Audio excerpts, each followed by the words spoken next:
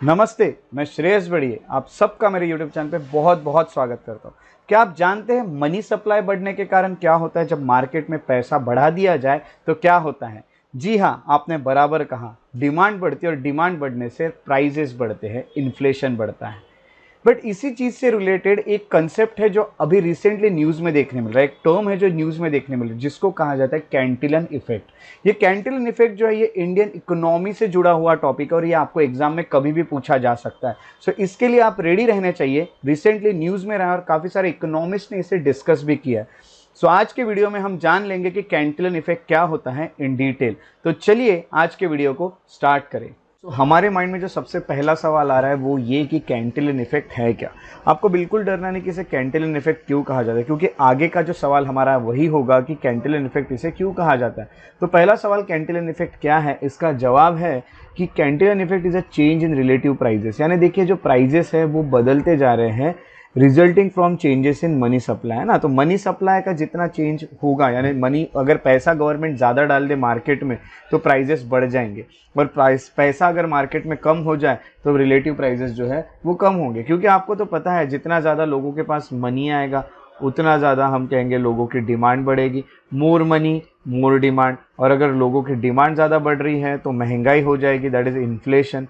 ये जो फंडा है, ये वाला फंडा तो आपको पता ही है। इसी से अगर हम जोड़ दे तो हम कैंटिलन इफेक्ट यही कहता है कि जितना रिलेटिव प्राइजेस बढ़ रहे हैं या चेंज हो रहे हैं वो मनी सप्लाई पे डिपेंड होता है। देखिए मनी जितना बढ़ते जाएगा प्राइजेस बढ़ते जाएगा। ये जो आपको फिगर है इसमें देखने मिल रहा है इजीली, तो यही कैंटिलन इफेक्ट होता है। इसको और गहराई से और डिटेल में हम आगे पढ़ने वाले हैं।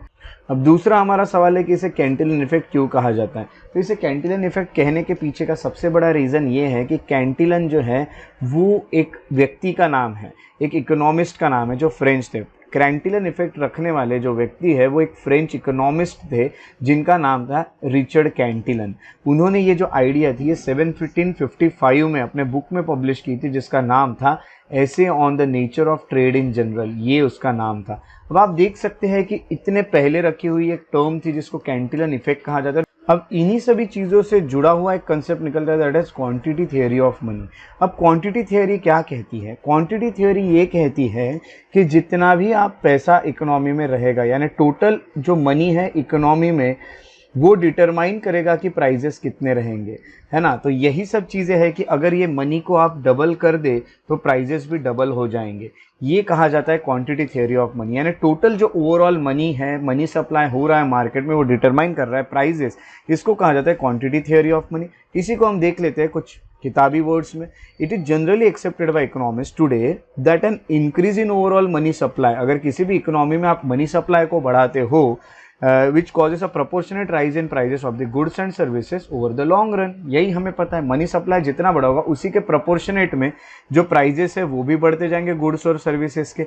ये चीज़ जो है ये लिखी जाती है क्वांटिटी थ्योरी ऑफ मनी में, according to which total amount of money, एक इकोनॉमी में जितना भी पैसा है ये डिटरमाइन कर रहा है कि महंगाई कितनी रहेगी, जनरल प्राइस लेवल कितना रहेगा या कितना प्राइस रहेगा। इसीलिए हम ये कह सकते हैं कि अगर मनी जो होता है, if the money supply in economy doubles, it leads to the doubling of prices, यानी फिर प्राइजेस जो होते हैं ये भी डबल हो जाएंगे।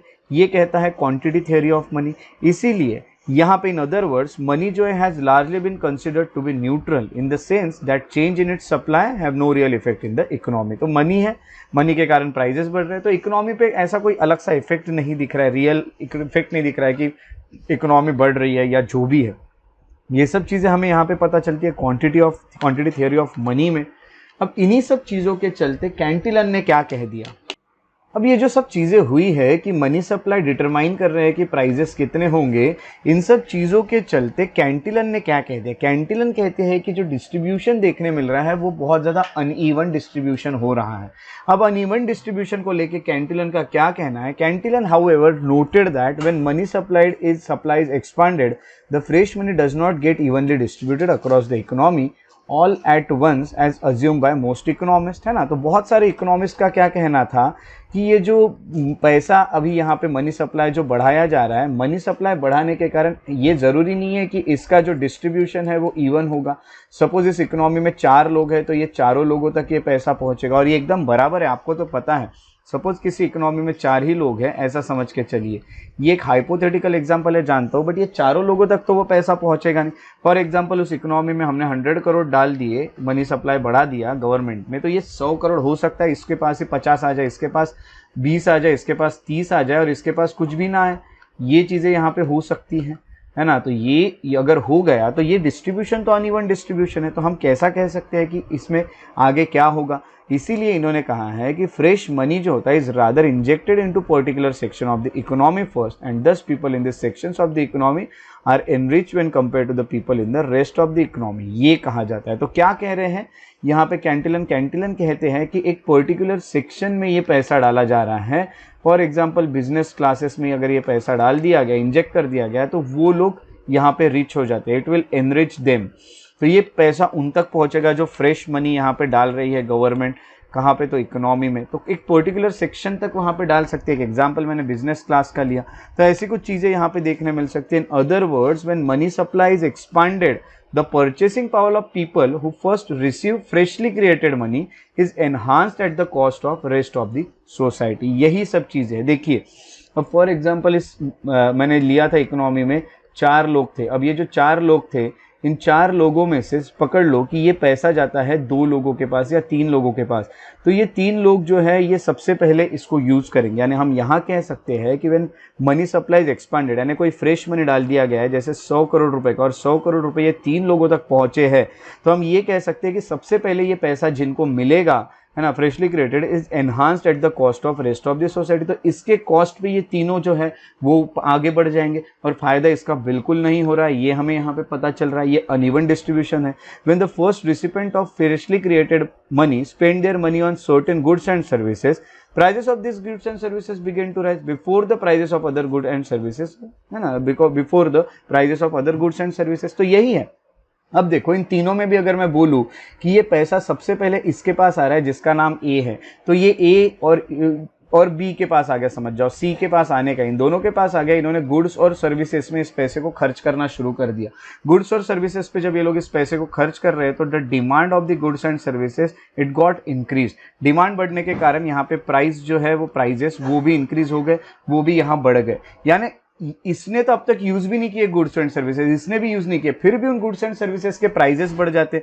बहुत बड़ा प्रॉब्लम जा रहा है अनइवन डिस्ट्रीब्यूशन से, ये देखने मिल रहा है। This is because freshly created money takes time to percolate through the wider economy and causes prices of all goods to rise proportionately। यही है कि सबके पास पहुंचने के पहले ही जो प्राइजेस का राइज है वो यहाँ पे हो रहा है। यानी ये बहुत बड़ी गड़बड़ करते हुए दिख रहा है आपको, अनइवन डिस्ट्रीब्यूशन बहुत बड़ा प्रॉब्लम है। thus there is disturbance in relatively prices of good as fresh money is injected in the economy, and contrary to what economists have traditionally assumed, this can lead to real effect of the economy। तो यही हमें देखने मिलता है कि ये जो भी चीज़ें हमें देखने मिल रही है, जो फ्रेश मनी इंजेक्ट किया गया इकोनॉमी में, ये सबसे पहले क्या कर रहा है, डिस्टर्बेंस कर रहा है रिलेटिव प्राइजेस ऑफ गुड्स में।